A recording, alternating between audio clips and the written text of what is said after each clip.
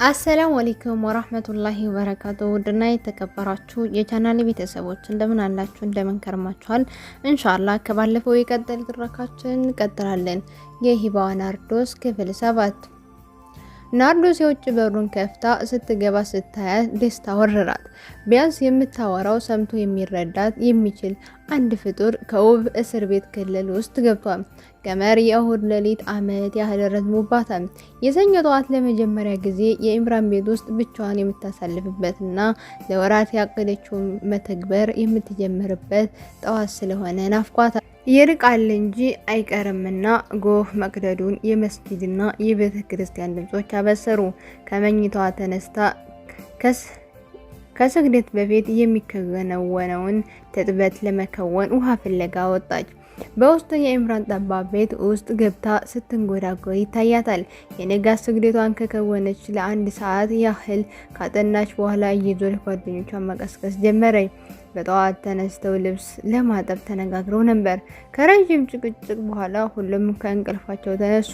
ሊዲያ ቀመር ስትሽቀረቀር ስታይ እየሳቀች ሄይ ዱዲ፣ ዛሬ ቁርስ የምንበላበት ክሮሻለሽ እንዴ? ክላስ እኮ አንገባ፣ ምንድነው እንደዚህ መሽቀርቀር አለቻት። እኔ እኮ በዛው የሆነ ቦታ ልሄድ ነው፣ ዛሬ ልብስ አላጥብም። ይቺ የሆነ ቦታ ተደጋገመች ይነገረን እንጂ።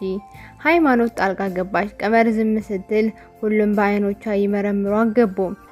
ኢማን ከስግደት በፊት የሚደረገውን ትጥበት ውዱእ ከአድርጋ ስትመለስ ሁሉም ቀመር ያፍጥጠዋል። ስትመለከት ደረሰች። እንዴ ልትበላት ነው እንዴ? ኢማን ከተመሰጧቸው ገተተቻቸው። አንቺ ደግሞ ከ2 ሰዓት በኋላ ነው እንዴ የምትሰግጁ? ፀሐይ እኮ ከወጣች ቆየች። ሀያት ሳታስበው የወሬውን አቅጣጫ ቀየረችው።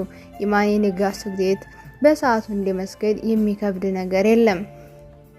ሁሌም ቢሆን ፀሐይዋ ካፈጠጠች በኋላ እንጂ ሰግዳ አታውቅም። ሀያት ዛሬ የወር አበባ ላይ ስለሆነች አትሰግድም እንጂ ሌላ ጊዜ ከቀመር እኩል አሊያም ትንሽ ዘየት ተነስታ ትሰግዳለች። ከምትተው ይሻላል ብዬ ነው። እየተነጫነቀች መስገጃዋ ላይ ተመቻቸች። ሌስኮ ቁርስ እንብላ። ኢማን ከሰገደች በኋላ ተያይዘው ወጡ። ቁርስ ከበሉ በኋላ ቀመር ወደ ኢምራን ቤት ሄደች። እግረ መንገዷን ከጉሊት የሚያስፈልጓትን ግብአቶች ሸመተች። የግቢው በር ጋር ደርሳ ወደ ውስጥ ስትዘልቅ ወይዘሮ አርሴ የቤታቸው በረንዳ ላይ ተቀምጠው ቡና እየጠጡ ነበረ። እንዴ የኢምራን ሚስት በጧቷ መጣች። ሰላም ሊሏት ከመቀመጫቸው ተነሱ። ሰላም ከተባባሉ በኋላ በስስት እያዩት ወይ ኢምራን እኮ በጧት ሄድ ያሉ። ፈገግ ብላ ቁልፍ እንደያዘች ነግራቸው በሩን ከፍታ ገባች። ቤቱን ከፍታ በሩ ጋር እንደቆመች ቤቱ በአርምሞ ቃኘች። ሁሉም ነገር እንደ አዲስ አስተካክላ ቤቱን ለማሳመር አስባለች። የእጅ ሰዓቷን ስትመለከት 3 ሰዓት ተኩል ሆኗል። በፌስታል የያዘችውን ሺቲ ከቀየረች በኋላ ወለልና ፍራሹን ሳይቀር ሁሉንም ከተት ውጭ ላይ አውጥታ ቤቱን ጠረገች። ወለሉ ወይዘሮ አርሴ መወልወያ ከወለወለች በኋላ እቃዎቹን እያራገፈችና እየወለወለች ከነበሩበት በተለያየ አኳኋን አሱባ ሰደረቻቸው። ቤቱን አስውባ ከጨረሰች በኋላ ትንሽ ቅርጫት ውስጥ የታጨቁትን የቆሸሹ ልብሶችን አውጥታ አለቀለቀቻቸው። ልብሶቹን አጥባ ስትጨርስ ሰዓቷን ስትመለከት 5 ሰዓት ከሩብ ሆኗል። እስቶቡን ለኩሳ ባገኛቻት ትንሽዬ ዲስት ቆንጆ ምስር ወጥ ሰራች። ስራዋን ካጠናቀቀች በኋላ እሽቲውን አውልቃ ስትመጣ የለበሰችውን ቆንጆዬ ቀሚስ ለበሰች። ድካም ያረፈበት ፊቷን ወደ ጧቱ ብርሃናማ ጉልበት ለመመለስ ሞከረች። ትንሽ አርፋ እንዳለች የቤቱ አባወራ ከተፍ አለ። ግቢው ውስጥ ልብሶቹ ተሰጥተው ሲያይ ደነገጠ። በሩን ከፍቶ ሲገባ ቤት ውስጥ የተነፋውን ሽቶ ጠረን አወደው። ግድግዳው ላይ የለጠፈውን ጥቅስ በቀር ሁሉም ነገር ቦታው ተቀያይሯል። ቀመር ፍራሹ ላይ ተቀምጣ ሲያዝ ፈገግ አለ።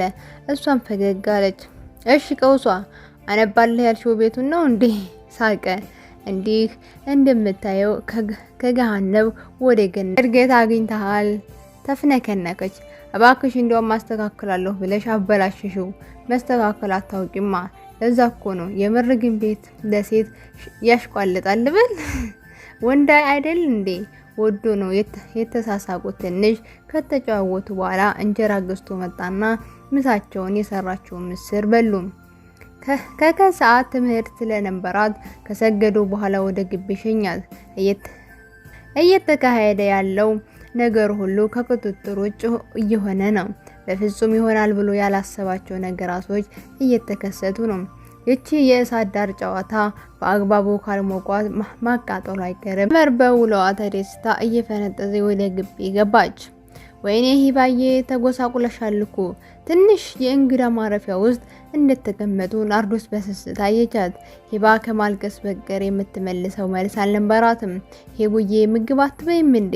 ፍላጎትሽ ወርዷል እንዴ? ጽንሱ እኮ ይጎዳል።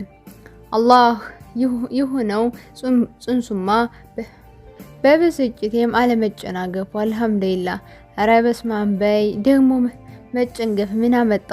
ናርድዬ እኮ እዚህ ቤት ስለሚከናወነው ነገር ቅንጣት ታክል እውቀት የለኝም። ሰራተኛዋ ከምታውቀው በዘለለ የማውቀው ነገር የለም። ከሰራተኛዋ የምለየው አብሬ በመተኛቴ ብቻ ነው። እንባዋ ለጉድ ይፈሳል። ሂባ ከልቧ ውስጥ ያለውን መጥፎ ስሜት በሙሉ አውጥታ አጫወተቻት። በመጨረሻም ለ3 ቀን መኝታ ክፍል ውስጥ መታሰሯን አረዳቻት። የናርዶስ ቁጣ ጣራ ነካ። ሂባዬ ምንም ምክንያት አልፈልግም፣ በቃ ከዚህ ቤት እንውጣ። የእናኔ ደስታስ? የእነሱ በልጃቸው ስቃይ አይደሰቱም። ናርዶስ የምትነፋረቀው ሂባን አቅፋ በበለቻት። በመጨረሻም ከብዙ መዋላወል በኋላ ሂባ ቤቱን ለቃ መውጣት ተስማማች። እሱ የገዛላትን ኮተት በለበሰችው ልብስ ብቻ ለመውጣት ተዘጋጀች። ዚያር ከጓደኞቹ ጋር እየቃመ ሶስቱም ስለ ሚስቶቻቸው ገላ ውበት እና ከዛም ስለ ከፋ የሚስቶቻቸውን ግላዊ ሚስጥር እያወጉ ነበረ። ሰው በሚስቱ ላይ በልኩ መቅናት ካልቻለ እጅጉን መሪር ነው። ለጓደኞቹ ስለ ሚስቱ የአልጋ ላይ ሁኔታ ሲዘረዝር እጅግ ሚስጥራዊ የሚባሉት የሰውነት ክፍሎቿን ቅርጽ ሳይቀር ሲነግረው የእነሱ ሚስቶች እየተመለከተ ተመሳሳይ ገለጻ ሲሰጡ ሁለቱ አብሮ አደጎች የውቡን እስር ቤት ክልል ለቀው ወጡ። ሂባ ከግቢው መውጣቷን ማመን ከበዳት። በቻለችው መጠን ፈጠን እያለች ለመራመድ ትሞክራለች።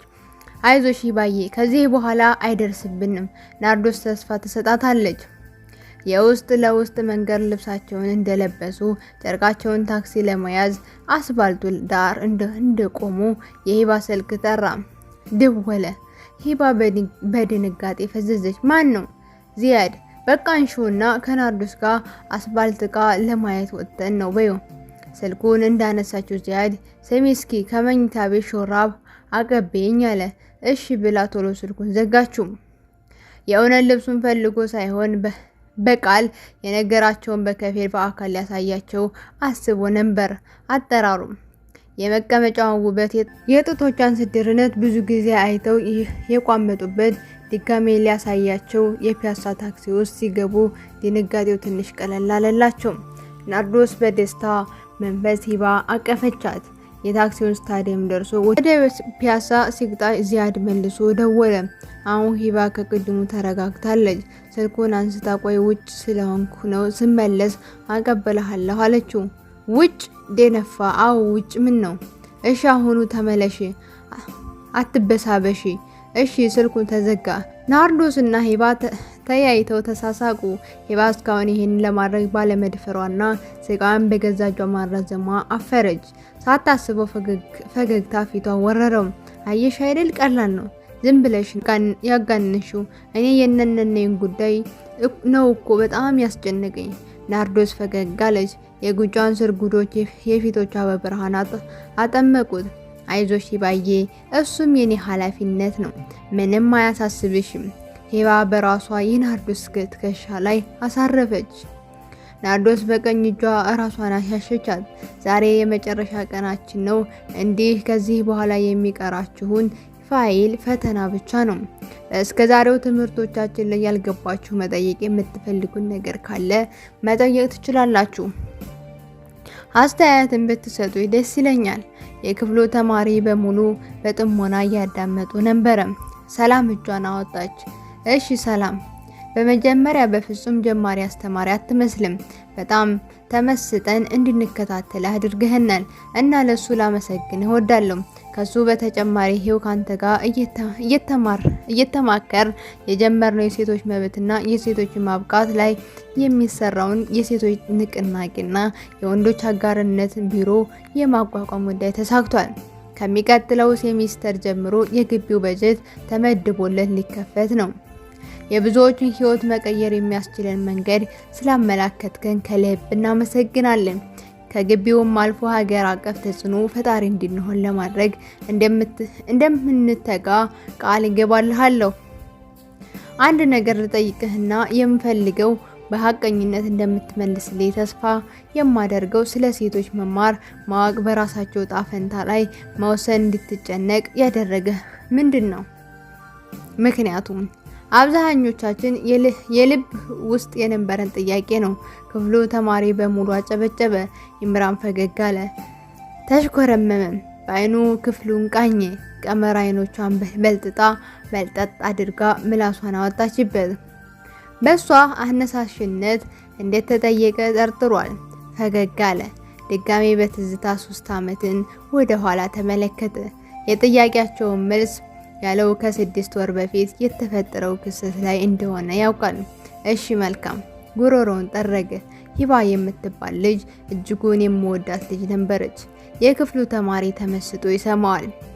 ከተዋወቃቸው ጀምሮ የገጠመውን ተርኮላቸው ወደ ማገባደጃው ደረሰ። ላገባ ዝግጅት ጀመሬ። ቤተሰቦች ሁሉ አውቀው ስለ መኖሪያ ቤት የምንጨነቅበት ሰዓት ያላሰብነው ነገር ገጠመን። የሂባ ስልክ አይነሳም። ቤተሰቦችን በጨረፍታ አስተዋውቂያት ነበርና የሷን ቤተሰቦች ልታወቅ ቤተሰቦቻችንን እንድናስተዋውቅ ተነጋግረን ነበር። ስልኳ ሊነሳ ስላልቻለ ቤተሰቦች ሳይታወቃት ተመለሱ። ግቢውን ለቀን እንድንወጣ የሚያሳስበው ማስታወቂያ ሲለጠፍ ምናልባት ካገኘኋት ብዬ ወደ ሴቶች ዶርም ሄድኩኝ። ውጭ ላይ አላገኘኋትም ነበር። የመጨረሻ እድሌ ለመሞከር ስል ትመጣለች የሚል ተስፋ ሳይኖረኝ ሰው ልኬ አስጠራኋት። ከጓደኛዋ ጋር መጣች። ሄባዬ ተጎሳቋቁላ ነበር። ገና አጠገቤ ከመድረሷ መንሰቅሰቅ ጀመረች። ለማንኛውም ለማሳጠር ያህል ሌላ ሰው ልታገባ እንደሆነ በጓደኛዋ አስተርጓሚነት ነገረችኝ። እሷን ማግባት የምፈልገው እኔ እንደሆነ አውቃለሁ። የቤተሰቦቿ ውሳኔ ነበረ።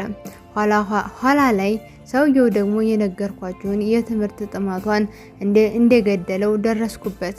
አያችሁ፣ ያን ጊዜ ሂባ እምቢ ማለት ብትችል ኑሮ ያን ጊዜ ራሷን እጣ ፈንታ ላይ የመወሰን መብት የሷ እንደሆነ ቤተሰቦቿ ቢረዱ ኑሮ፣ የማህበረሰቡ እይታ ባይንሸዋረር ኑሮ፣ በሰዋዊነት እይታ ስንመለከተው ሂባዬን አላጣም ነበር። ሌሎች ሂባዎች የማይፈልጉን ሰው ሚስት እንዳይሆኑ፣ ሌሎች ኢምራኖች የሚወዱትን እንዳይነጠቁ፣ ሌሎች ሂባዎች መድረስ ካለሙበት እንዳይጨናገፉ የማህበረሰቡ አስተሳሰብ መቀየር እንዳለብን አመንኩኝ። ደጋግሜ ያሰብኩት። ከዛም ባገኘሁት አጋጣሚ የበኩሌን ለመወጣት ሞከርኩ። ይሄው ነው። ከከፊሎቹ ሴቶቹ አይን እንባ ራስ ከወንድም ያለቀሱ 1-2 ተማሪዎች አልጠፉም። ቀመር ቤቱ ውስጥ የተመለከተችው ጥቅስ መቼም የተጻፈ ሊሆን እንደማይችል ተገለጠላት። እንባዋ እየጠረገች ፈገግ አለችለት። ፈገግታዋ ውስጥ ብርታት የሚሰጥ ጨረር ነበር። የክፍሉ ተማሪዎች እጃቸውን እያወጡ ተመጋጋቢ ሙገሳቸውን አዘነቡ። ክፍለ ጊዜው ሲገባደድ ለፈተና እንገናኝ፣ መልካም ፈተና ብሎ ክፍሉን ለቆ ወጣ። ላፕቶፑንና ፕሮጀክቱን ከተሸከሙለት ተማሪዎች ኋላ ቀመር ተከትለዋለች። 2 ተማሪዎች የተሸከሙትን አድርሰው ሲመለሱ ወደ ቢሮ ገባች። እሺ የኛ ሮሚዮን፣ ድምጿን ከፍ አድርጋ ሳቀች። ወንበሩ ላይ የተቀመጠ ፈገግ። እሺ አንቺ ማን ልበልሽ? ኢያጎ። ወይ ኢያጎ እኮ የወንድ ነው። ታሪኩን በደንብ አታውቀውም ማለት ነው። ያው ክፋቱን ብዬ ነው። እሺ ራስሽ ምረጭ፣ ማን ልበልሽ? ጁሊየት ነው። እየሳቀች ከፊት ለፊት ያለው ወንበር ላይ ተቀመጠች። በእጄ መሞት የፈለግሽ ነው? ባንተ እጅ መሞት እኮ ደስ ይላል። የንግግሯ ትርጓሜ ገባውና ተሽኮረመመ። እሺ ጁሊየት፣ ትናንት ቤት መጥተሽ ሳንገናኝ አይደል? እኔ ላነብ እንጂ አንተን ላገኝ አልመጣም። ምላስን አውጥታ አንገቷን ወደ ግራ አዘመመች። እኔማ እየሰራሽ ነው ወጥ ሳትነካኪው ስትሄጂ ምን ጨመራበት ነው ብዬ ሳላስቀምስሽ መብላት ፈርቼ ነው። ወረኛ ያላንቺ አልበላኝ አለኝ አትልም? እስከዛሬ እኮ ያላንቺ በልቻለሁ። ያኔማ አታውቀኝም ነበር። አሁን ግን በማርና በሬት መካከል ያለው ልዩነት ገብቶሃል። በለው ይሁንሽ ጉረኛ።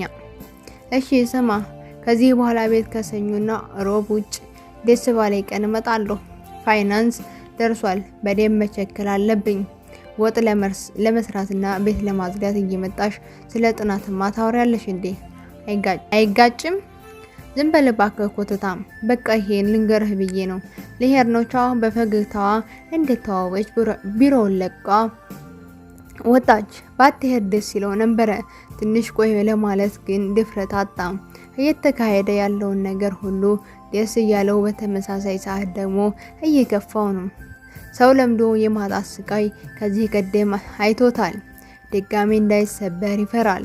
ከዚህ ወገን ደግሞ ከእስልምና አስተምህሮ ጋር በግልጽ የሚቃረኑ ወንጀሎችን ሳያስበው እየተዳፈራቸው ነው። ከቀመር ጋር ይህ ያህል ማውራት ብቻቸውን መገለላቸው መዳረሻቸው የት ሊሆን እንደሚችል ሲያስብ ይፈራል።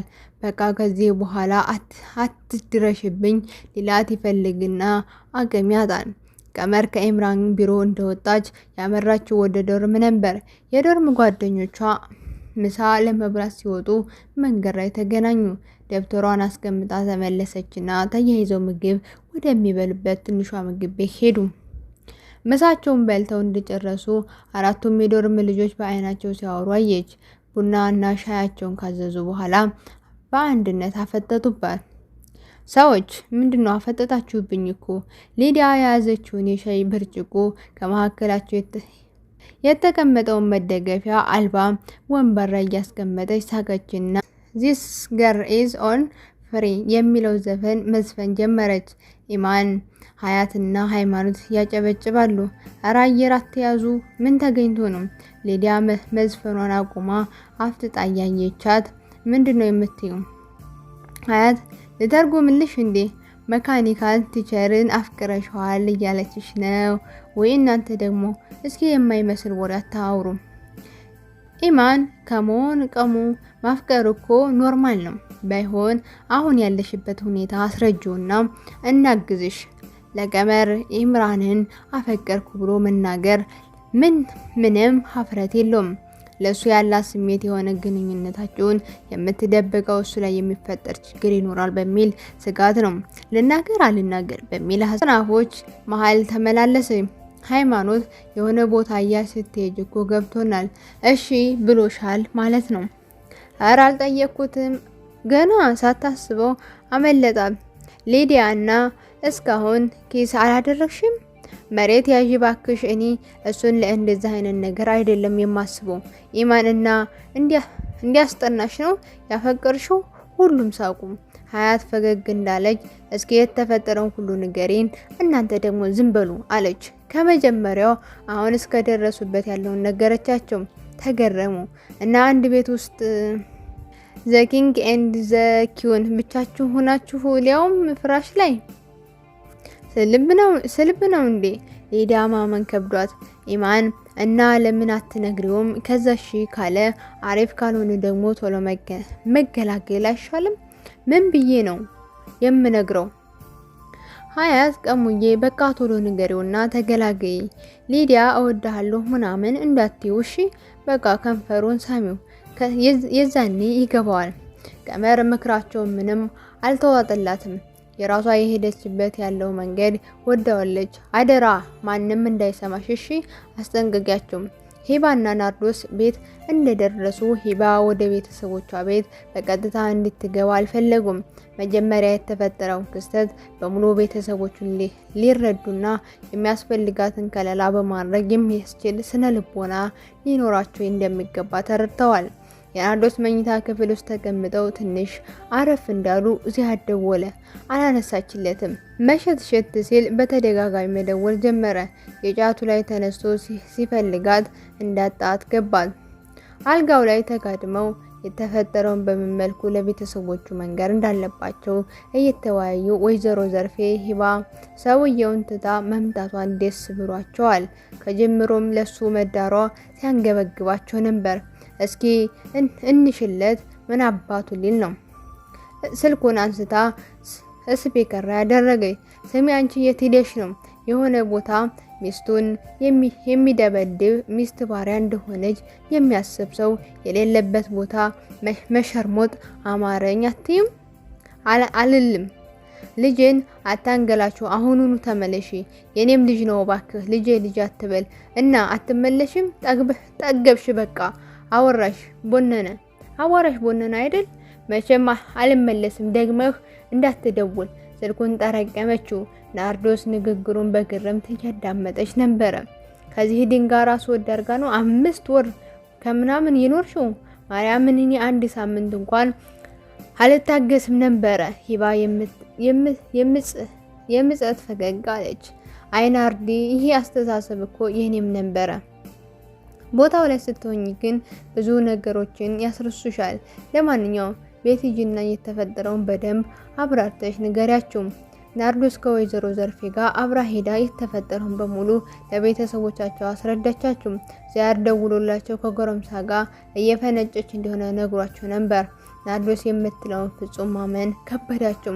ጋሽ ጀማልና ወይዘሮ ዘምዘም ዱብዳ የወደቀባቸው ያህል ደንግጠዋል። እየሰሙ ያሉት ሁሉ ፍጹም ካሰቡት በተቃራኒ ነበር። በመጨረሻም እነሱ ቤት እንዳለች ነግሯቸው እጅግ ደነገጡ። ተጠርታ መታ የተፈጠረውን በራሷ አንደበት አስረዳቻቸው። ወይዘሮ ዘምዘም ተሰቀሰቁ። ስለሱ ለልጇ በተናገሩበት ነገር ሁሉ አፈሩ። ኢምራን ከትንሿ ቤት ምስኪን ፍራሽ ላይ እንደተጋደመ ጣሪያውን እያየ ያስባል። በቀመር ወደ ህይወቱ መምጣት ልቦ ትንሽ እንኳን ቢሆን ተረጋግቷል። ስለ ሂባ ብቻ የሚያስብበት ጊዜ በፈረቃ የቀመርን ድርጊቶች መዘከር ጀምሯል። ዛሬ ሂባ እየናፈቀችው ነው። ከስራ አረፍ ካለና ብቻውን ከሆነ ትንሽ መልህቁን ይጥልበታል። ለመጀመሪያ ጊዜ ለሂባ ለየት ያለ ስሜት እንዳለው አስረግጦ የተረዳበት ጊዜ አስታወሰ።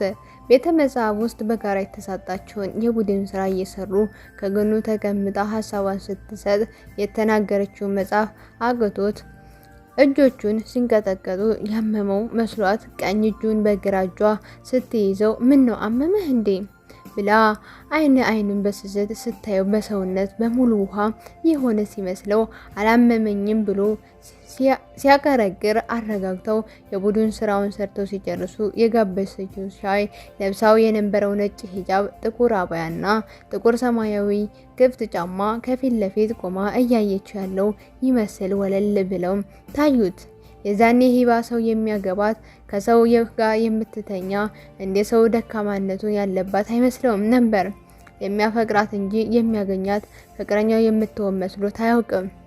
እጮኛ እየሆነች በኋላም ሲጋቡ የሆነ መቅደስ አዘጋጅቶ ጠዋት ማታ እየመጣ የሚያያት እንጂ እንደ ሰው የሚተኛት አይመስለው ነበር።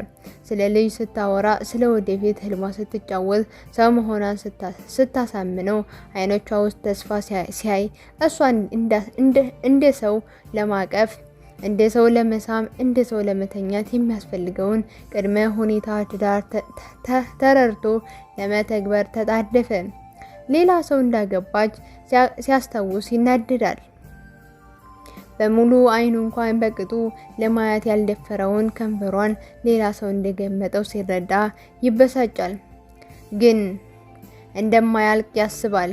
የሷ መቼም አያልቅም ይላል። ባያልቅ ቢያልቅ ለሱ ይፈይድ ይመስል በከንቱ ሀሳብ ይዋልላል።